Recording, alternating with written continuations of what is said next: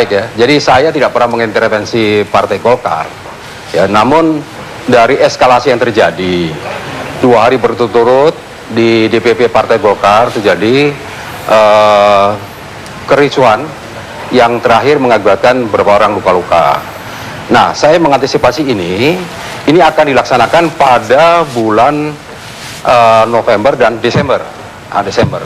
Ini adalah akhir bulan di mana pada saat itu, dan ini dilaksanakan di Bali. Nah, pada saat itu tentunya puncak daripada kunjungan wisata yang ada di Bali. Nah, apabila ini dengan menghadirkan DPD 1, DPD 2 yang jumlahnya bisa mencapai ribuan, terjadi rusuh di Bali, ya saya meminta kepada Kapolri untuk meninjau kembali itu izinnya itu, agar di pelaksanaannya bisa dipertimbangkan kembali. Dengan alasan yang pertama, tentunya dengan puncak wisata yang demikian, kalau terjadi rusuh akan mempengaruhi kepariwisataan di Indonesia. Yang kedua, citra Indonesia seolah negara kita tidak aman, ini akan segera tersebar ke luar dan akan memunculkan travel warning dan sebagainya. Dan yang ketiga, tentunya dengan kita akan membangun dan mengundang investor banyak masuk ke Indonesia, mereka akan berpikir 2 kali untuk melaksanakan investasi di Indonesia. Jadi pertimbangan saya bukan pada Golkarnya ini, tetapi kenapa di Bali dan tanggal pada waktu memang sedang sibuk. Jadi saya di sini tidak pernah melarang. Saya hanya menyarankan dengan pertimbangan, meminta dengan pertimbangan. Namun kalau Kapolda, kemudian Gubernur, Kapolri menyatakan oke, semua siap, tidak ada masalah, silakan dengan tanggung jawab pada institusi yang ada memberikan masukan atau memberikan laporan itu. Demikian, Mas.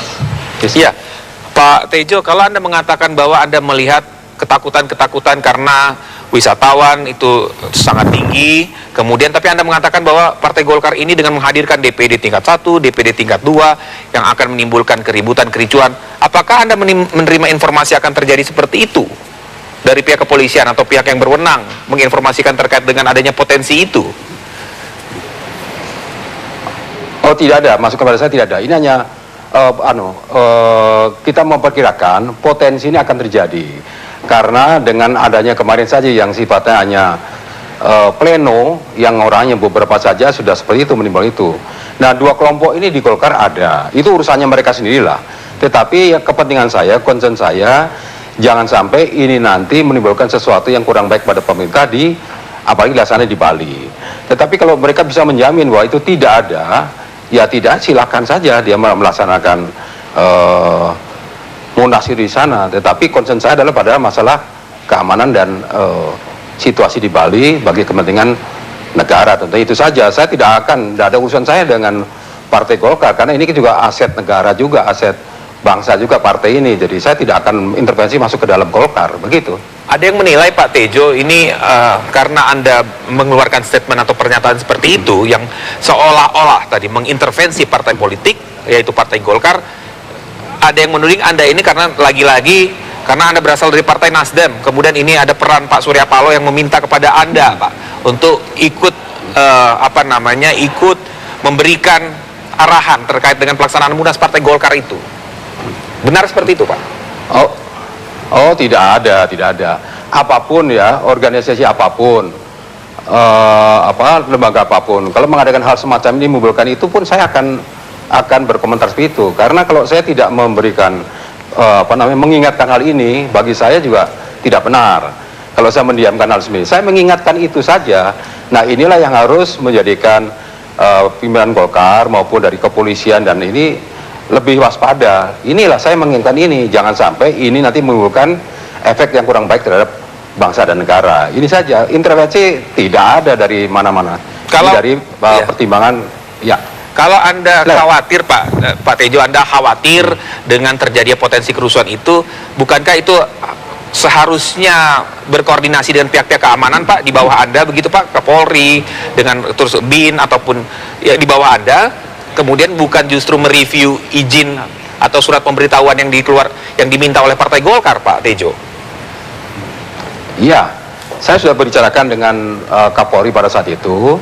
Beliau menyatakan ini sifatnya bukan izin, ini sifatnya hanya pemberitahuan. silakan saja. Apabila dia bisa menjamin keamanan dan sebagainya di sana, ya silakan, itu hak mereka dan tanggung jawab mereka untuk merilis itu, karena mereka sudah menentukan perhitungan-perhitungan demikian. Tidak ada maksud saya untuk intervensi, apalagi ada dari partai yang sebelumnya pada yang saya ikuti dulu, tidak ada sama sekali untuk itu. Ya, jadi saya harus mengingatkan ini, siapapun, bukan hanya Golkar, organisasi kemasyarakatan pun akan saya ingatkan kalau akan mengadakan pada waktu dan tempat yang sama di Bali dengan jumlah personil yang semakin besar, saya akan mengingatkan demikian. Apalagi sudah ada diawali dengan situasi konflik yang ada di kemarin di DPP dengan acara pleno itu. Ini kan indikasi-indikasi inilah yang saya harus mengingatkan pada baik Golkar maupun aparat keamanan yang ada di sana. Demikian. Ya. Pak Theo, Anda mendengar jelas penjelasan dari Pak Ya, jelas, Luka, cuman Pak, ya?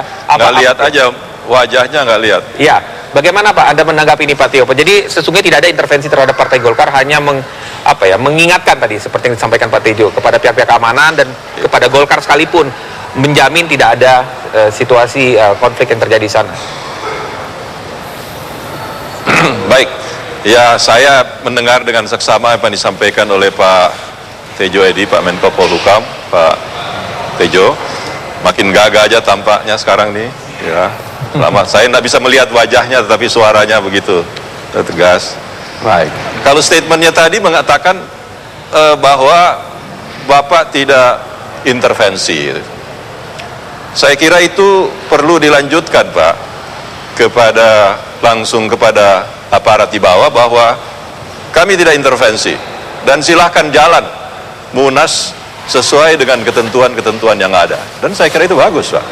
Karena memang karena statement kemarin itu yang ada yang salah tafsir, ada juga mungkin yang melihat dari perspektif lain, ya orang tidak bisa disalahkan kalau melihat ini bahwa intervensi pemerintah terhadap kehidupan masyarakat, bahwa partai politik seperti Golkar dan organisasi-organisasi masyarakat, partai politik yang lain juga memang mempunyai aturan-aturan tersendiri yang dijamin oleh undang-undang di dalam melaksanakan kegiatan dan kehidupannya.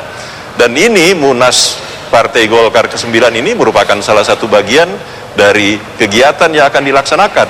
Sehingga kalau kesan masyarakat pemerintah mencampuri atau mengintervensi, itu jelas tidak dapat dibenarkan. Dan itu juga saya kira yang menjadi misi dari pemerintah sekarang ini untuk menumbuh suburkan kehidupan demokrasi dan memberdayakan masyarakat, termasuk yang ada di organisasi-organisasi politik, organisasi kemasyarakatan.